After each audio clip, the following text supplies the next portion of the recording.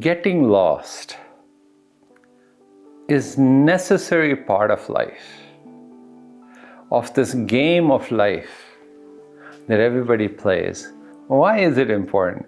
Because one day you will go on a search to find yourself.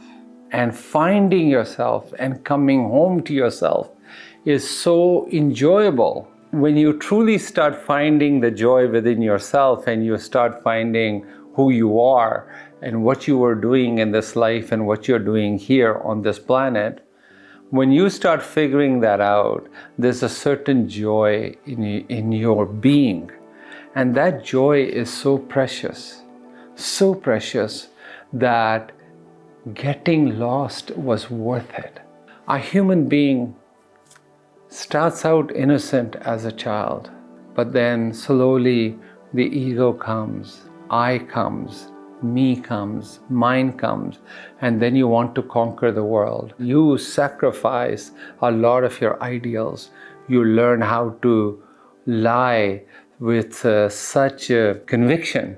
You learn all of these things, and you slowly, you're getting absorbed by the world. And the world is totally inside of you. You're marinated in the society. You get totally lost. But in you getting lost in the material world, you also feel like I have lost something very precious inside of me.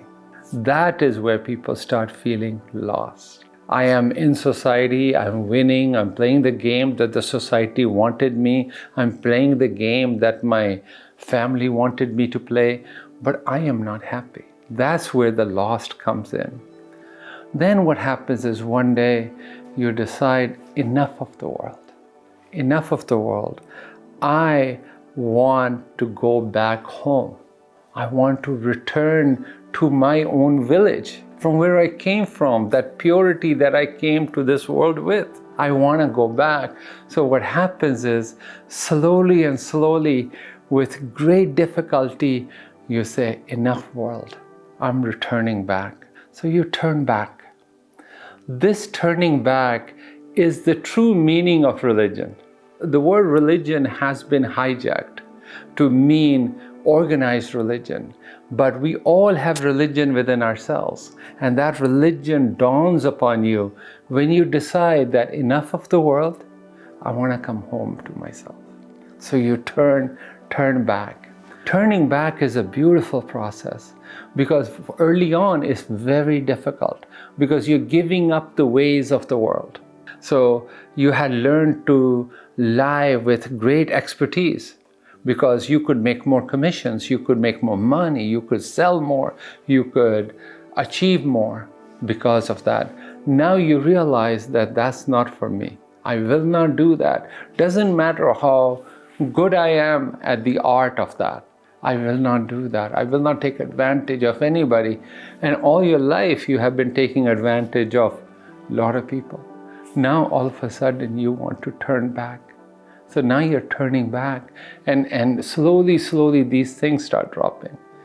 And then what happens is, as you turn back, once in a while, a fragrance of your village reminds you now, because now you're pointed in the right way.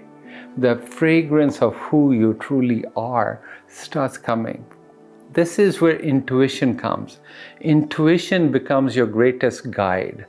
Because you are returning back home, intuition plays a part. And the great joy dawns upon you. And closer you get to your home, the greatest of joy and bliss descends upon you.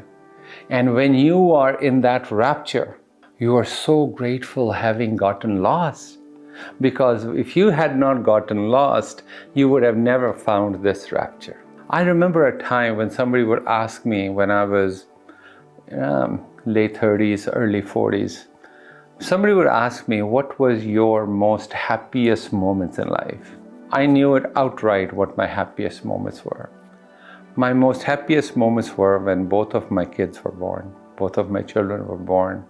I was in a hospital there when they came. And I can tell you, I was jumping, I was crying, I was weeping, I was laughing. Tears were coming down my cheeks. that's the happiest I have ever been. When both kids were a different experience. First one, obviously, because I never felt that, oh my God, this child came, I had something to do with that. You can't believe that. So I know that it was the happiest moments of my life. So I could clearly define them. I even know what the nurses looked like, doctor looked like, what I was doing. And before it happened, I had a piercing headache because we had been up all night and all that. But the moment I saw the face of my child, I had no headaches. Everything disappeared. When I realized the joy of coming home to myself, the bliss and the joy and the peace that was showered upon me, I knew that this is a total different quality of, it's a joy and a bliss that had no opposite. That I never fell down from that. I always feel that. That place is always alive in me. I just have to go touch it whenever I feel like it. It's the most beautiful thing. The day I realized who I truly was in a spiritual sense was a moment of great joy and bliss and peace like I had never known. So I knew I had a new definition of what happiness meant to me. And that I wish you all that happiness, that joy, that bliss, the joy and bliss of coming home. And to find that joy, I knew I had to get lost. Because if I had never been born and had never gotten lost, that joy I would have never felt. So, hallelujah to me getting lost. Hallelujah to you feeling lost. Now, go find your way home.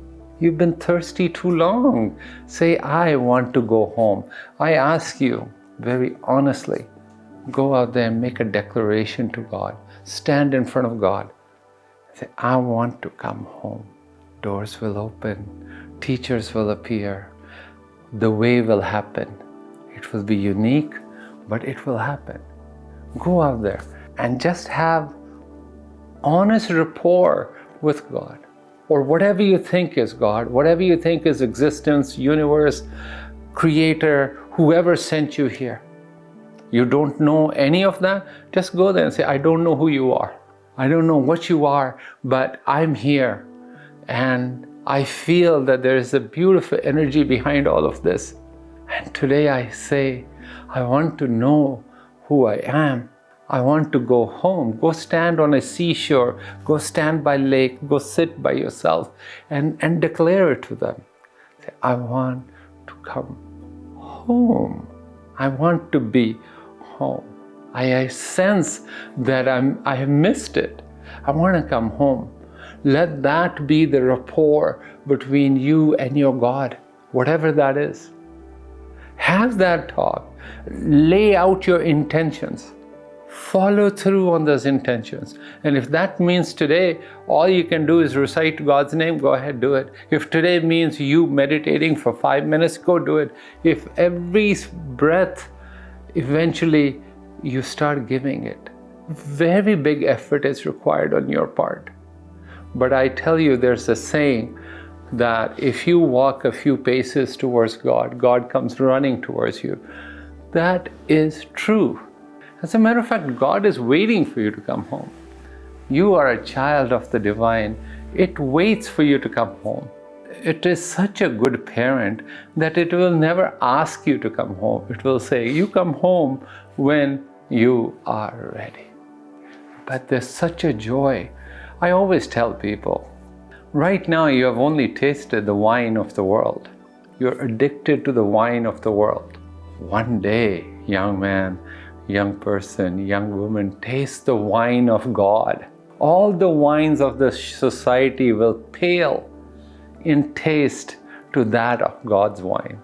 Once you have tasted it, you would want it again and again. Because if God's wine was not enticing, alluring, then who would ever go to God? Who would ever go there?